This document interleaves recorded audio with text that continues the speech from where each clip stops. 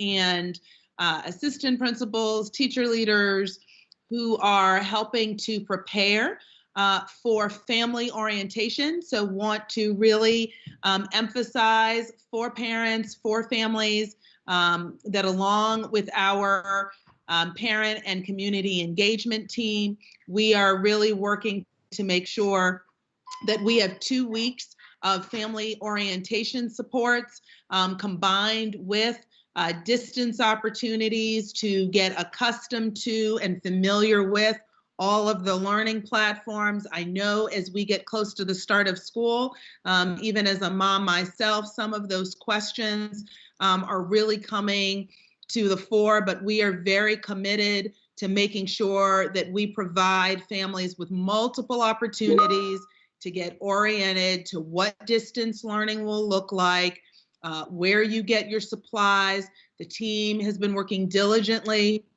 on technology. Your schools will alert you to when they have their devices in place and systems in place to be able to begin distribution. I will give a heads up that a number of school districts across the country are experiencing some technology delivery delays because of some international trade challenges, but our team has really been working hard to make sure that we will have the technology ready for families. And again, we'll begin that at some schools next week. Wait to hear from your schools on that. But know that even as school begins, we will have opportunities for all families who need devices for students, as well as internet access to get them. So we're working really hard, and just a big kudos to all of our principals and assistant principals who are really, I think, working very hard to get orientation for families together, and our family and community engagement and communications team on orientation and information videos. And then finally, Andre, I do know that we have been receiving a lot of questions about uniforms, and that has come through in a number of times that I've been part of, both the staff and the family town halls. And I just want to let families know that we will be exercising flexibility during this distance learning period. So for families who are wondering, do you need to run out and buy uniforms? I would say, don't worry about that for now. We're going into virtual learning. If you still want to buy them just to have them on hand, or if your child, your young person wants a uniform to be able to connect even in the virtual setting, that's all right. But we don't want families rushing out and trying to buy uniforms knowing we're going to be in a virtual setting. So there'll be flexibility. If you'd like to wear it, that's fine. But while we're in this virtual setting, we will be definitely extending the opportunity for families and for students to engage engage without uniforms. And I will let everyone know, not that everybody has to follow what I do, but I actually have delayed buying the Santa Lisa's girls their uniforms. So you are fine on that note. And so, Andre, those are my only opening statements, except to say really thrilled, getting excited, and that even though we're going to be starting our school year virtually, it is still the start of school. We're committed to making sure that every family's young people are able to connect and begin school, because school will be in session September 8th, even though we'll be in session virtually. So with that, Andre, I'm going to turn it back over to you. Thank you, Dr. Santelises. And you all may have heard some dinging in the background. You ask questions at an incredible rate. So as we're preparing to answer those questions, that's what that ding was. It's not your computer. It's us receiving your questions and getting in a position that we're able to answer them in the best way possible. Thank you, Dr. Santelises. Now, You're muted, Andre. You're muted. I just said a bunch of things that nobody heard. Oh, well, I'm human too. And what I was saying is, again, Wow, lost my train of thought. Let's get to it. Chief Davis, this first question is for you from Katie Shatskin. She asked, will the poly curriculum be delivered as usual, or will there be an integrated school curriculum? That's a pretty specific question, Chief Davis. How do you see it? Yeah, it's a very specific question. Let me make sure I know all 140 schools.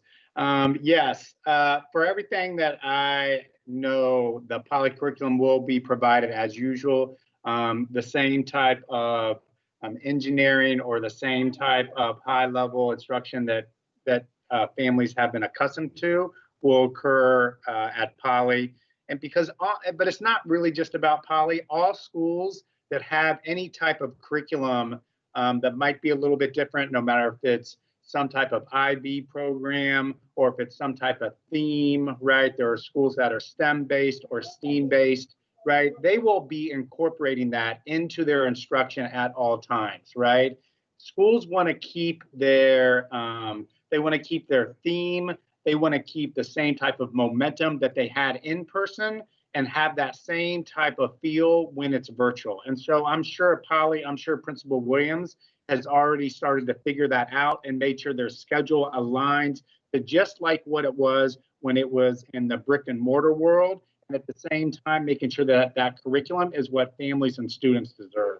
So I've got every expectation that polycurriculum will be delivered just like it will at other schools with their particular themes and their particular points of emphasis. Thank you, Chief Davis. Doc, do you have anything you want to add before we roll on? Good deal. Chief Davis, thanks for your time. And now we have a question regarding immunizations, which we said before, you still have to get them. They're required by state law. And to emphasize that point, we have Dr. Sarah Warren. Hello, Dr. Warren, how are you? I'm great, thanks. How are you today, Andre? I'm fine. I'll actually read the question, though, to help. Okay. Janine Gotzi asked, is there a deadline that a student must have their immunization records updated? Will students be unenrolled from school if they do not have their immunization records updated at a particular time?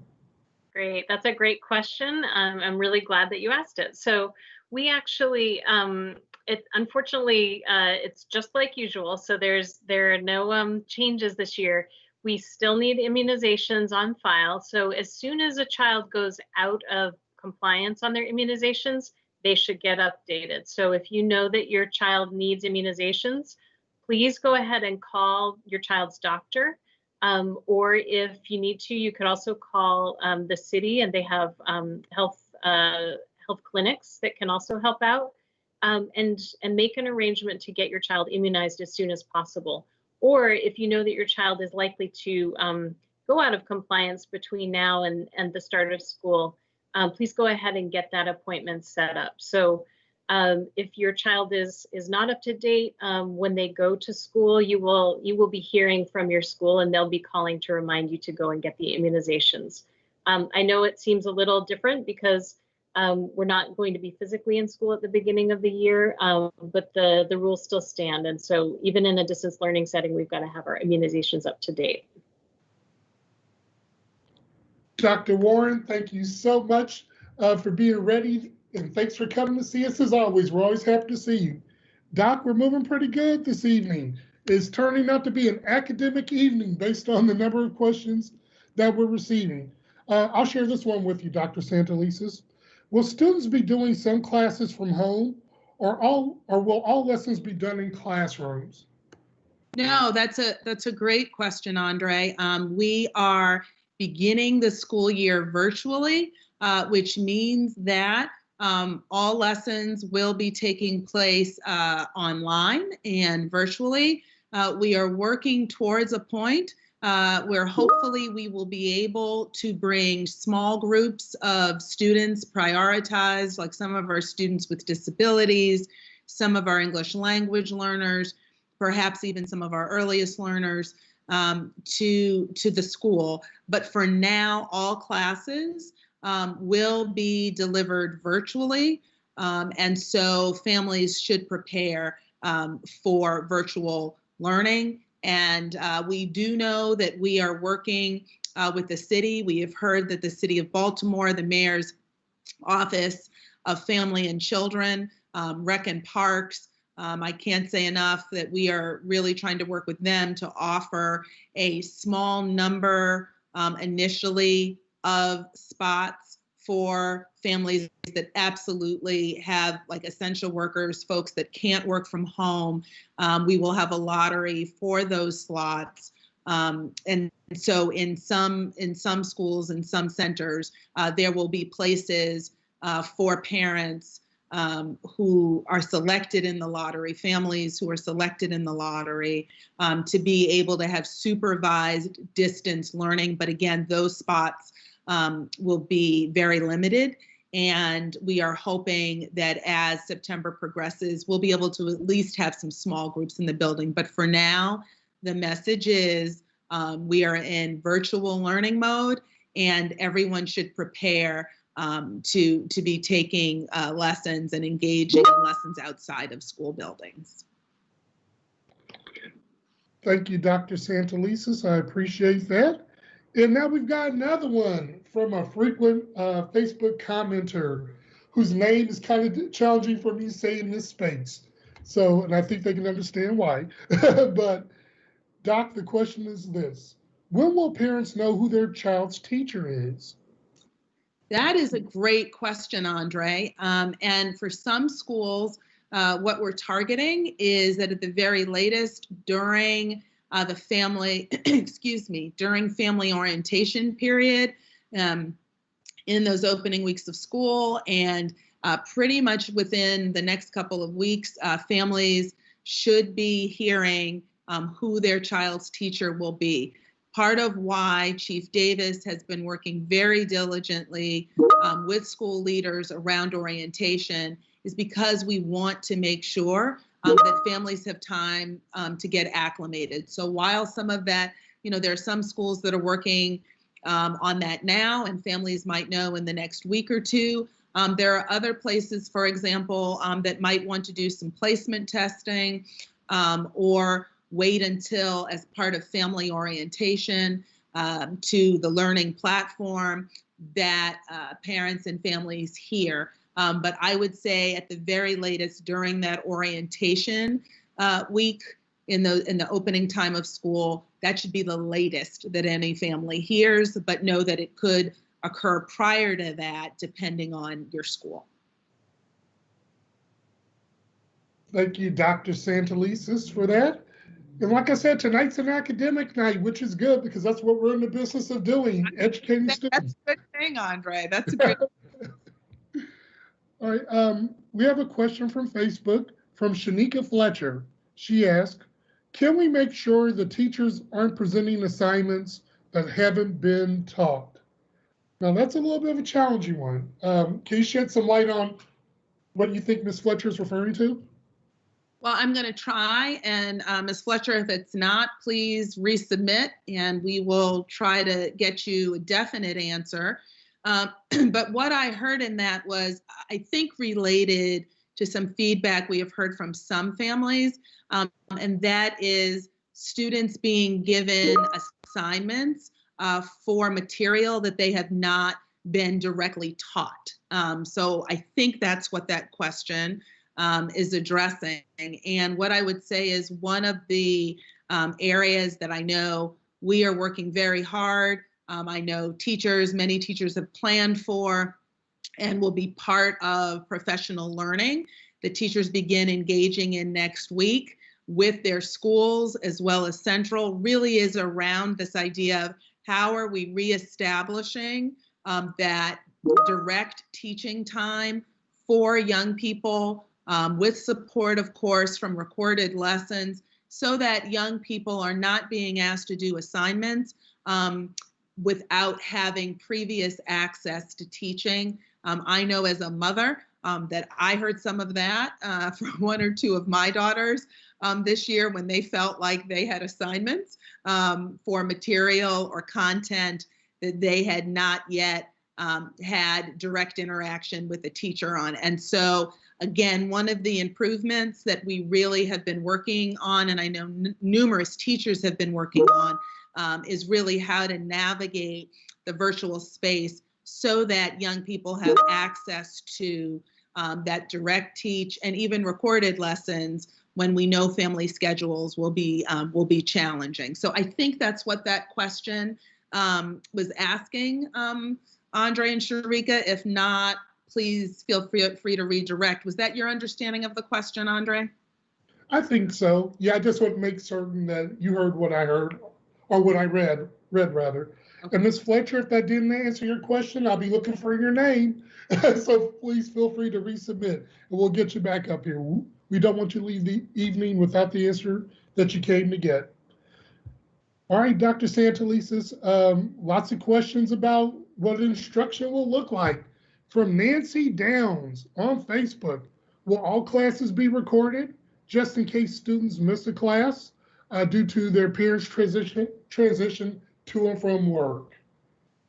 So I will start, and then I will ask Chief Davis and some folks from the teaching and learning team to feel free to help expand on my answer.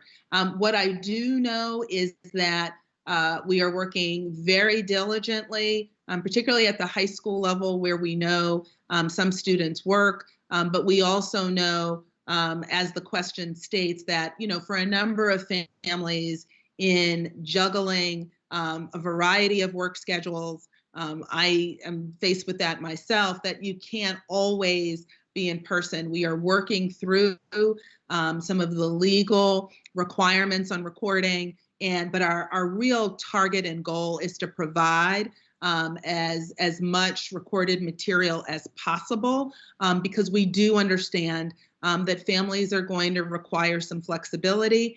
And quite frankly, if you are a parent or a family member, and even if your child is engaged at a time, you know, in a lesson live or synchronous as we use, but if you, even when your student is engaged in a live lesson, if you cannot be there to explain side by side, you might want to be able to access the recording later to then be able to come back and help support your young person through that learning and need that extra time. So we are working on that.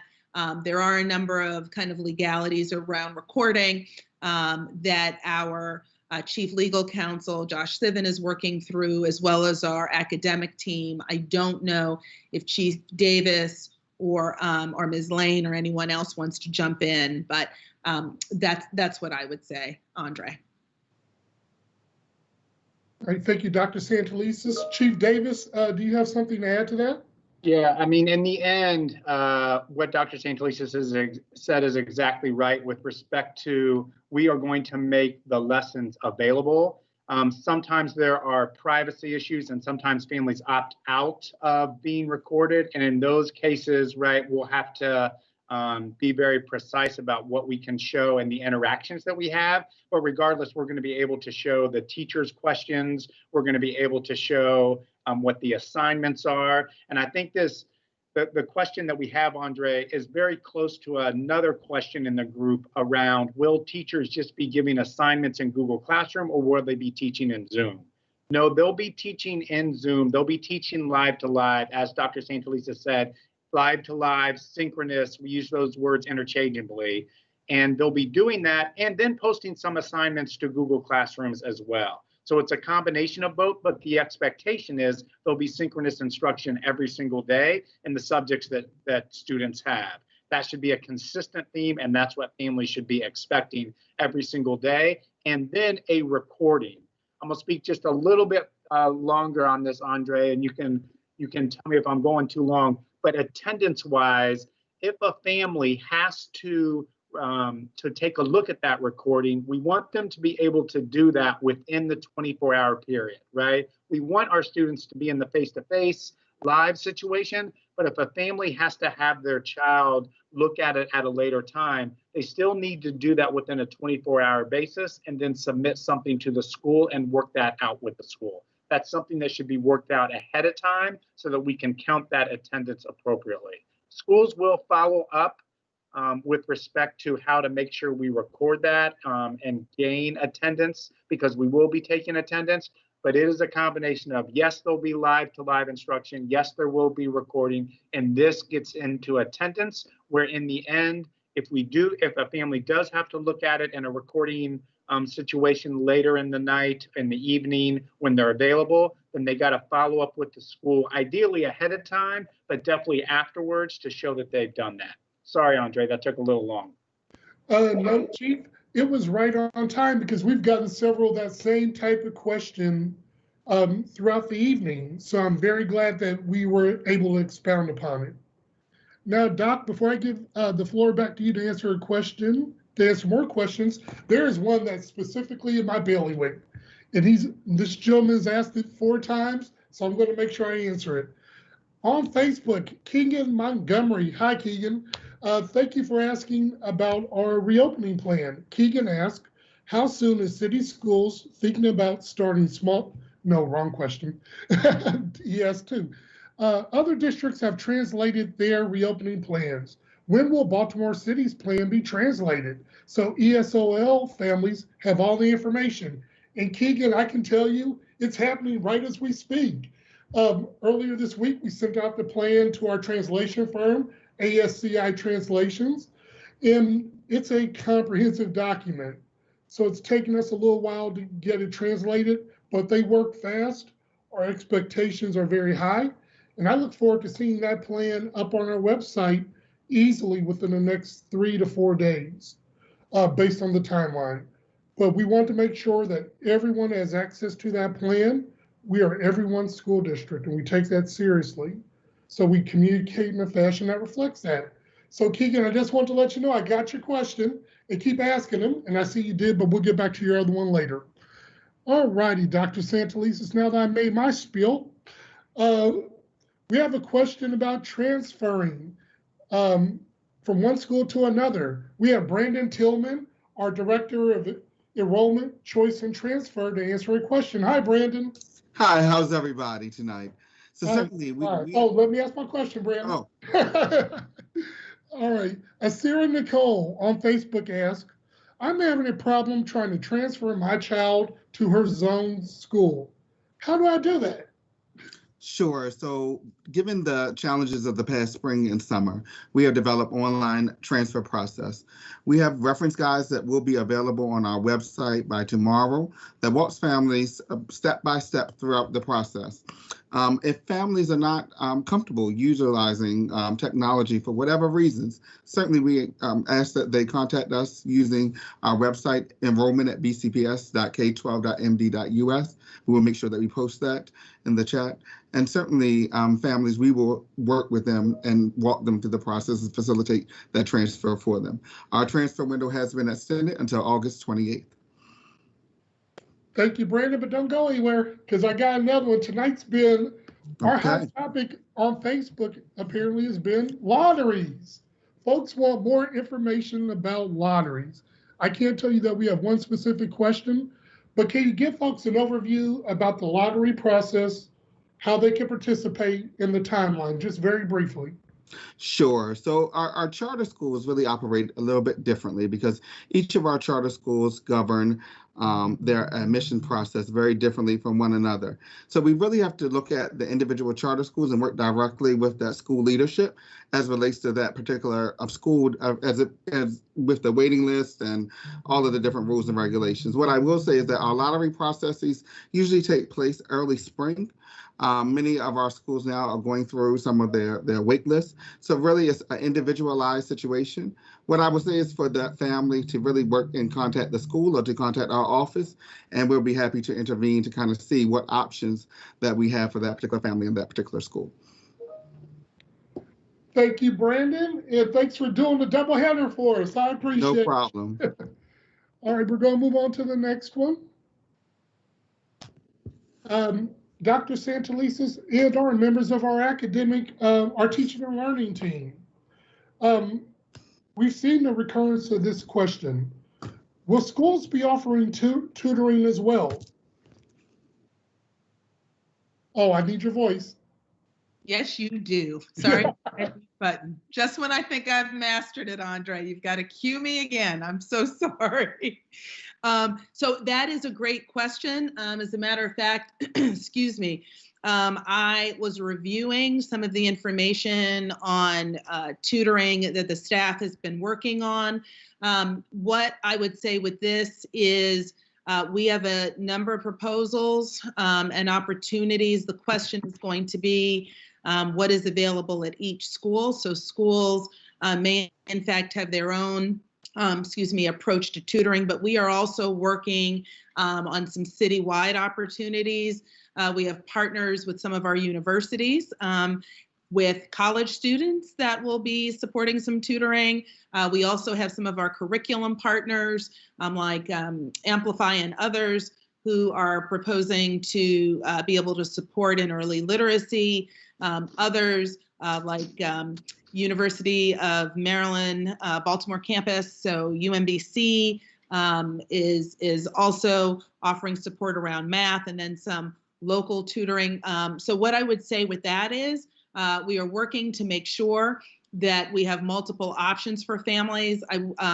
I don't know what the final number of spaces will be for each family, but we definitely are queuing up and really pleased with the number of partners, both at a national and a local level, who are really jumping on board to partner with us both for virtual tutoring opportunities as well as possibly some in-person opportunities as well, depending on the partner. So we are looking to expand that, and then that would be in addition to whatever some individual schools are also providing. But great question, and all families should stay tuned for more information in the coming weeks about tutoring, because we know that this is a big need as our Baltimore City families really are concerned. And I think to Andre's point earlier, it's actually great to see so many questions about academics this evening, and I think it gives us great feedback. But yes, we are working on tutoring. We want to make as much available as possible, and a big thank you to some of the partners nationally and locally who have already stepped up to partner with us in this way. Thank you, Dr. Santelises, and you are right. Tonight is an academic night, and I love it. All righty, now I'm going to get to Keegan Montgomery's other question. And again, members of the teaching and learning team, they can feel free to jump in on this as well. How soon is City Schools thinking about starting small group in-person instruction? What is the timeline? We also have Chief Davis here to pop right in, which he did. One of those times where I just pause briefly to see if Chief Davis wants to jump in, and if he doesn't, which is why he's smiling, I'll tag team and I'll take it too. So Chief, do you want to take that one or you want me to? I'll start it, but you might have some additions. I mean, the short answer is we're going to start as soon as we can, right? Without a doubt, schools have to start, and just like in the brick and mortar world, they're going to get students into good procedures and good habits. And part of those good habits will be how to work in small groups, and how the teacher will go from small group to small group and check in on them. So it'll probably be a little bit of a ramp up to get to that point, right? Teachers might start off in whole group a lot just to make sure we establish the right virtual space, the right virtual expectations. But then we've even called it out, if you've seen some of our schedules, where we specifically say small group instruction around English and language arts, or small group instruction around math. So it will happen within the first couple of weeks for sure, but teachers are going to get students acclimated to this space before they do that. So it'll happen very quickly. Thank you, Chief Davis, and thank you, Dr. Santelises, for tag teaming on a great answer. And Keegan, we got both of yours, so I know you'll be smiling and giving us a thumbs up on Facebook. All right, now we have another question from Facebook from Shayla McDonald. Shayla asks, will a list be sent out letting parents know what items each grade level needs to have in home for virtual learning? And this is kind of different. Usually we would send you a list of school supplies if we're in a brick and mortar building. How are we going to handle this one?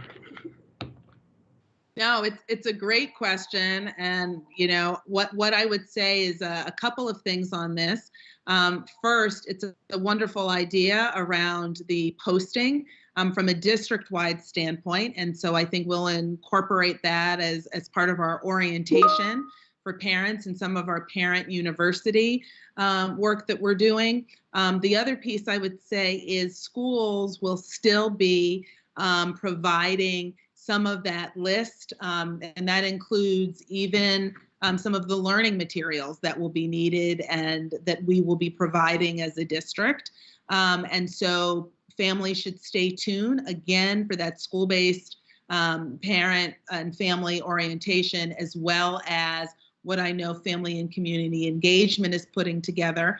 And then I do know that Chief Hike Hubbard and the team have been working with local partners to provide school supplies and backpacks for families that would also still be part of the school year, because even though we know we're starting virtually, the need for school supplies does not go away. And even backpacks are a great way within the home setting to help students, particularly some of our younger students. And if you have some absent-minded children like I do, it even helps for older students to have a place and one place to keep a lot of their school supplies. So, shout out to our Family and Community Engagement team and our partners for really organizing the backpack giveaways that we have come to know and really appreciate throughout the city. So we will be doing that as well. Thank you, Dr. Santelises, and well said, especially because it involves my chief, Tina Hike Hubbard. All right, moving on. Dr. Santelises, here's a topic that we've heard it mentioned before, and it's really important. Student attendance. Again, we're moving into a different world. So will there be a grace period as it relates to tracking attendance? That is a great question, Andre. I will absolutely let Chief Davis and Dr. Warren also weigh on this. But what I will say is that we understand that families are facing a number of challenges in this time period.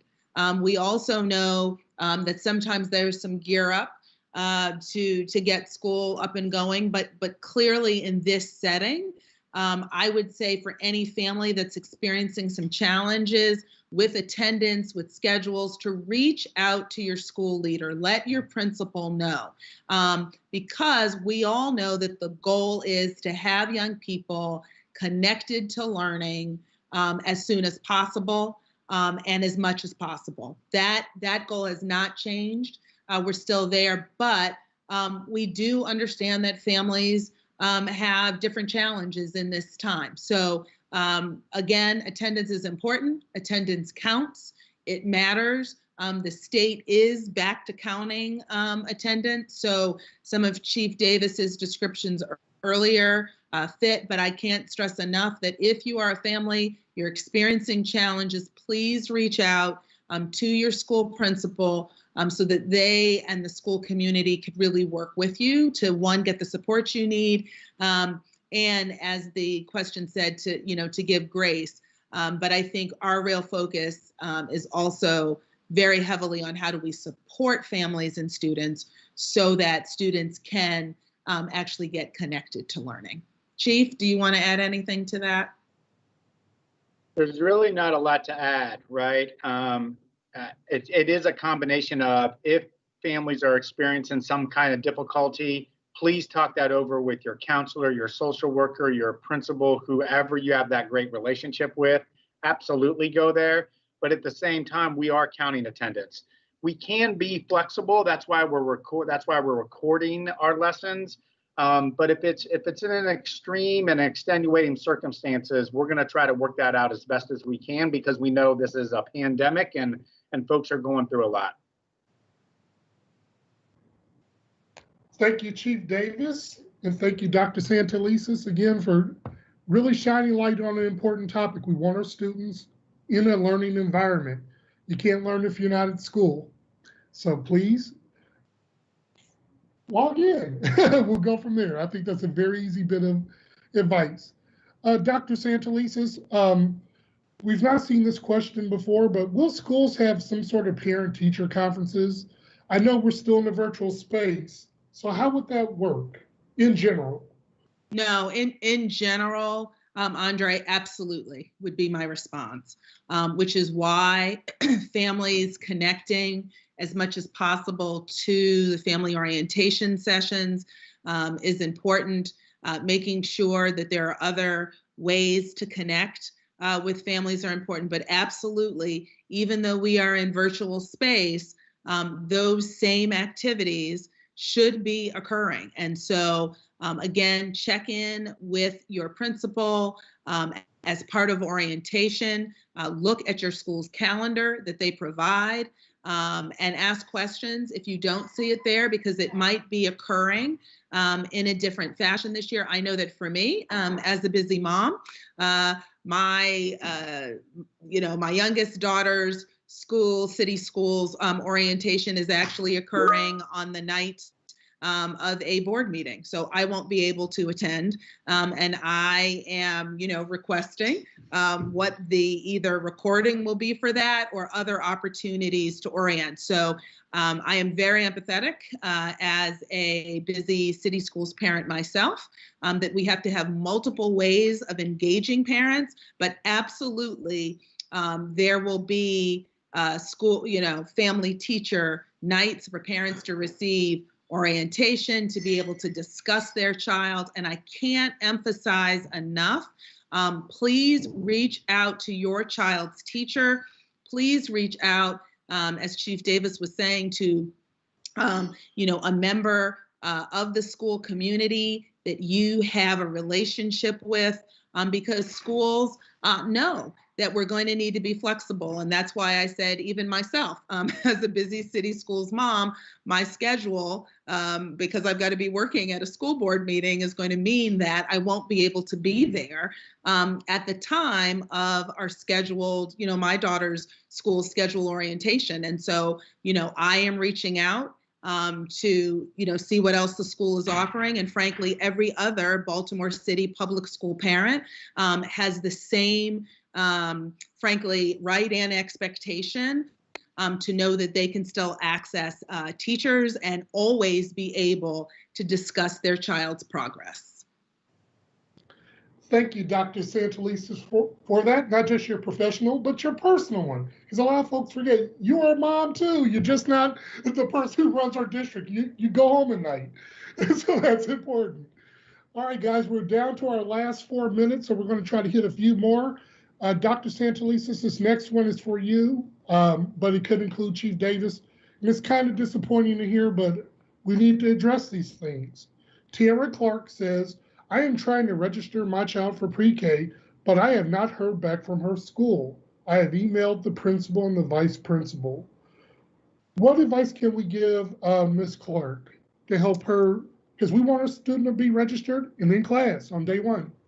Absolutely, Ms. Clark. And so first, let me just apologize, because it should not be that challenging to receive word back from your school, from your child's school, about registration. We enjoy welcoming new parents to the system, and particularly pre-K parents and families. We've had a series of orientations for our pre-K and K families, so we invite you to that. But the bottom line is, if you are having challenges, I really encourage you to reach out directly. You can reach out to our ombudsman's office. You can reach out to Mr. Tillman and the school enrollment office, because we want you to have other opportunities. I won't ask you now to name the school you've been trying to reach, but a number of parents I've met, there have been times where if I meet a parent in a grocery store or on a walk, we will make sure that we do that connection. I see Chief Davis in the chat is asking you to contact him directly at jdavis@bcps.k12.md.us. And so that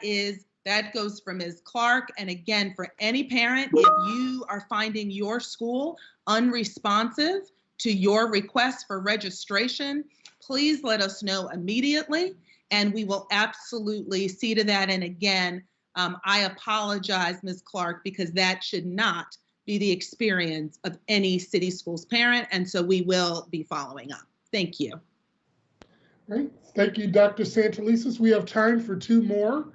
The first is from Dominique Sutton. Dominique asked, are there any plans for extracurricular activities, debate team, robotics, etc.? We have Dr. Warren here to jump in as well. And Dr. Warren, will we have any activities outside of just instruction in the upcoming year? Yes, our goal is to make sure that students continue to have enriching learning experiences outside of the regular core content. We have actually a team right now that's looking into ways that we can continue our work around robotics. So initially, we'll be looking to do virtual enrichment activities, but we are also, much like the planning that's going on to try to bring about small group interventions in person, we're also looking at how we could potentially do that in a safe way and on a small scale for some extracurricular activities. So it's still a work in progress, but it is certainly our goal to be able to provide enriching activities for students. Thank you, Dr. Warren, as always, and thanks for being here with us and answering questions.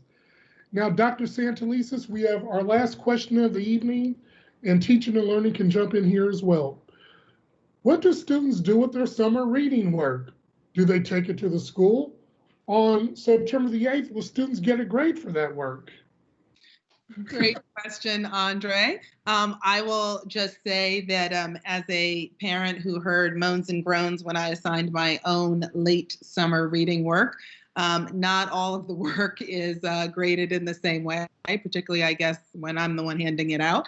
But I will also say this, that if your child's school had specific summer reading assignments, I think it's safe to say that your child will bring that work into school, and you should, one, ask the question during your school's orientation, family orientation, about that work, whether it is graded or not. It depends on, frankly, which school your child attends. We do not have district-wide summer reading requirements that contribute to a grade that are consistent across the district. So I would advise in this case that you reach out directly to your child's school and, to make sure that as part of the orientation that you ask that question so you can get clarity for your particular school. All right, and Dr. Santelises, I said that was the last one, but I was just informed that with Keegan Montgomery, he feels like we didn't answer his question about small groups. I want to ask it again to make sure we're clear on the question. Mm-hmm. How soon is City Schools thinking about starting small group instruction in a building? So bringing in small groups of students.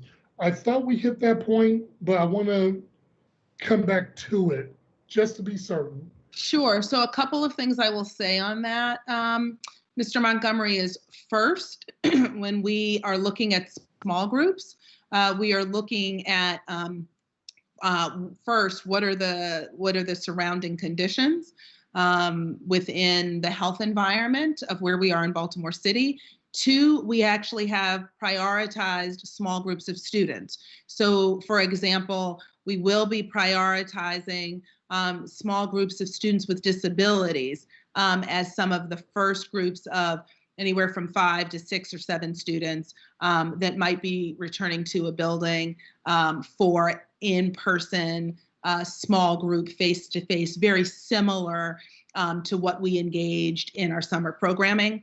We will be continuing to prioritize some of our highest needs learners, such as English language learners, who we know oftentimes are still learning the language, still learning English, and so need some additional supports, as well as some of our students who are having challenges connecting either in spring or summer. And actually, during our face-to-face summer program, we prioritized those same group of young people. So I would look for any small group face-to-face to begin with some of those groups of students. And I think, as Chief Davis said earlier, it certainly won't be, necessarily every single building within city schools, but we will be looking probably later in September to be able to begin some of those groups. So I hope that answers your question a little more directly. Thank you, Dr. Santelises. Now, before I give the floor back to you, just to close the show, one thing we've seen tonight that we can't see here on Teams, but my team sees across our social platforms, is there's a lot of positive comments. Folks shouting out their schools, sharing how excited they are, and that's a great thing. So as we close the show, is there anything that you want to share with our audience? Well, I do, Andre, and I just want to say that I think that kind of school spirit coming out in the virtual setting is absolutely the energy that we all need, myself included, to really begin this school year. I want to give a big shout out to all of our schools teams, our academic teams, clearly our principals, assistant principals, and teacher leaders who really have been working throughout the summer to prepare for the return of our young people. We know we are going to be in a virtual environment. I think, as Dr. Warren referenced, we are prioritizing extracurriculars and how we can get some of the clubs and music classes and other things back online through a virtual medium, because we still believe that young people, as much as possible, should be able to get a full learning program. And while we know it will not be the same as face-to-face, we are incredibly excited. Please, families, give us your feedback. Your feedback throughout the last 4 to 5 months is what has helped us get better and improve along the way. But we are excited. I am still excited for the first day of school. I always, ever since I was a little girl, I get up early.